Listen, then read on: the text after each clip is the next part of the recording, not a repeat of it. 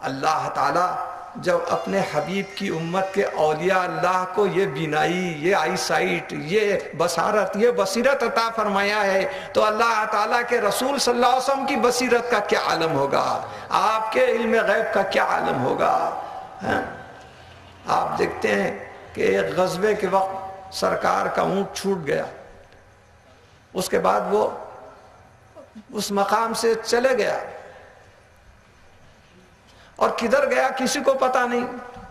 لوگ طعن و تشنیع کر کے سرکار کے صحابہ سے کہنے لگے، میاں تمہارے پیغمبر تو علم غیب رکھتے ہیں، تم بڑے دعوے کرتے ہیں، اب یہ اونٹنی کہاں گئی، کدھر گئی، سب کو کائی کو ڈھونڈ رہے ہیں تم لوگ، اگر معلوم ہوتا تو تمہارے نبی خود بتا دیتے. وہ صحابی فوری خدمت میں حاضر ہوئے. غزوہ تبوک کے وقت کا واقعہ ہے. سرکار سے پوچھنے لگے، حضور آپ کی اونٹنی نظر نہیں آ رہی، کہاں چلے گئی؟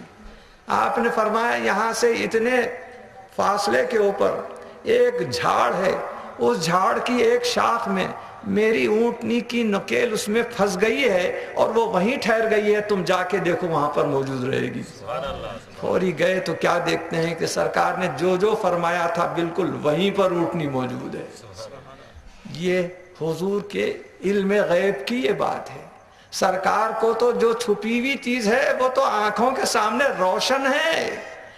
اگر کسی سے دیکھیے، یہاں پر علماء کرام بھی ہیں، خطیب حضرات بھی ہیں، ادیب حضرات بھی ہیں. نبی یہ لفظ خود دراصل نبأن سے مشتق ہے. نبأن کے معنی ہیں غیب کی بات جاننا، اور اس کا اسم فاعل ہے نبی. غیب کی بات یا چھپی ہوئی بات سے واقف ہونے والے کو نبی کہتے ہیں. اس لیے حضرت احمد رضا خان صاحب اعلی حضرت رحمت اللہ علیہ جہاں کہیں بھی قرآن کے اندر نبی کا لفظ آیا ہے اس کے نیچے غیب جاننے والے لکھتے ہیں. آپ اس کا ترجمہ ہی یہ لکھ دیا کیونکہ لوگوں کو پتا ہو جائے کہ نبی کس کو بولتے ہیں. ابو جہل آیا، سرکار کا تو بڑا دشمن تھا، لیکن ہاتھ میں کچھ چیز چھپا کے لایا.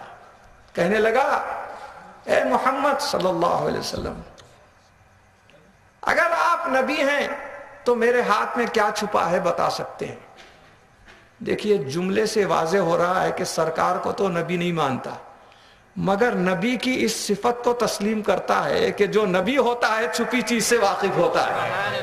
اور ہمارے لوگوں کا یہ حال ہے کہ ہم نبی تو مان رہے ہیں مگر نبی کی اصل صفت سے انکار کر رہے ہیں. الٹا معاملہ ہے یہاں پر. آقائے دو جہاں صلی اللہ علیہ وسلم نے فرمایا، اے ابو جہل، تیرے ہاتھ میں چھپی ہوئی کنکریاں کیا ہیں اس کے بارے میں مجھ سے پوچھ رہا ہے، بجائے مجھ سے کنکریوں کے بارے میں پوچھنے کے کنکریوں سے پوچھ کے میری شان کیا ہے. اندر سے آواز آنے لگی، اشہد ان لا الہ الا اللہ واشہد ان محمدا عبدہ ورسولہ. ابو جہل سوچنے لگا، کنکریاں میرے ہاتھ میں، میرے قبضے میں، میری بولی بولنے کے بجائے ان کی بولی بول رہے ہیں. فوری غصے میں آ کے پھینکا، سرکار کے قدموں کے پاس آ کے گر گئے. ایک کنکری سرکار کو نہیں لگی.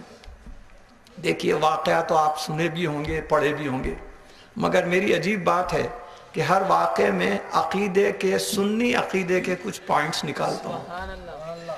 اب دیکھیے یہاں پر حضور صلی اللہ علیہ وسلم کی نظر کرم ان کنکریوں پر پڑ گئی تو کنکریاں بے جان ہوتی ہیں مگر نظر مصطفیٰ کا طفیل کہ وہ جاندار بن گئی.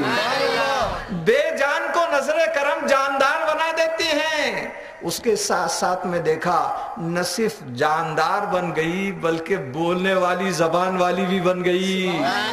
اور زبان اللہ تعالیٰ دیا تو کوئی اچھی بات بھی بول سکتا ہے، بری بات بھی بول سکتا ہے، ہمدردی کی بات بول سکتا ہے، کوئی گالی غلط بھی بول سکتا ہے، مگر زبان بھی ملی تو کلمے والی زبان ملی، کلمہ بولنے کی زبان ملی. اس کے بعد تیسری چیز میں یہ دیکھا کہ جب اس کے ہاتھ کے قبضے سے کنکریاں آزاد ہوئی تو ان کو مقام کا ملا خدم مصطفیٰ صلی اللہ علیہ وسلم پر. نبی کی نظر جان بھی دیتی ہے، زبان بھی دیتی ہے، ایمان بھی دیتی ہے. اور پھر یہ بھی سبق مل رہا ہے کہ دیکھو اے مومنو، اے ایمان کی دولت رکھنے والو، تم بھی کسی دشمن کے قبضے میں اگر گرفتار ہو گئے ہو، کسی کے پنجے میں شکنجے میں گرفتار ہو گئے ہو، تو جس طرح کنکریوں نے کلمہ پڑھا تم بھی کلمہ پڑھو، جیسے وہ آزاد ہوئے تم بھی آزاد ہو جائیں گے، تم بھی آزاد ہو جائیں گے۔ یہ ہے میرے آقا حضور صلی اللہ علیہ وسلم کی نگاہ۔ دیکھو تو چھپی ہوئی چیز سے ہر طرح واقف ہیں، تو یہاں پر تو سرکار دو عالم صلی اللہ علیہ وسلم جس کے اوپر سواری کرے وہ اونٹ تک واقف ہے، اونٹنی تک واقف ہے۔ حضور وہاں پر تشریف لے گئے، جیسے ہی معلوم ہوا تو گھر میں سے اندر حضرت ابو ایوب انصاری رحمۃ اللہ تعالیٰ نہیں تھے، کہیں باہر گئے تھے، ان کا غلام تھا، فوری باہر نکل کر آیا۔ سرکار دو عالم صلی اللہ علیہ وسلم دیکھتے ہی فرمانے لگے، یا ابو یعلا ہات الکتاب، اے ابو یعلا وہ خط کہاں لے کے آ؟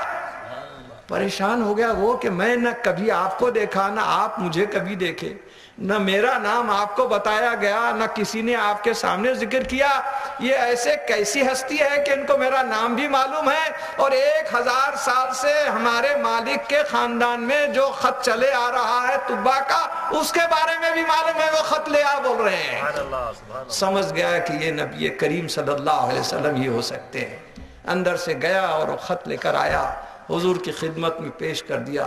سرکار پڑھنے لگے تو اس میں لکھا ہوا تھا، الہ محمد ابن عبد اللہ نبی اللہ رسول اللہ خاتم النبیین ورسول رب العالمین صلی اللہ علیہ وسلم من طبع الاول انی آمنت علیک وعلی کتاب الذی انزل علیک۔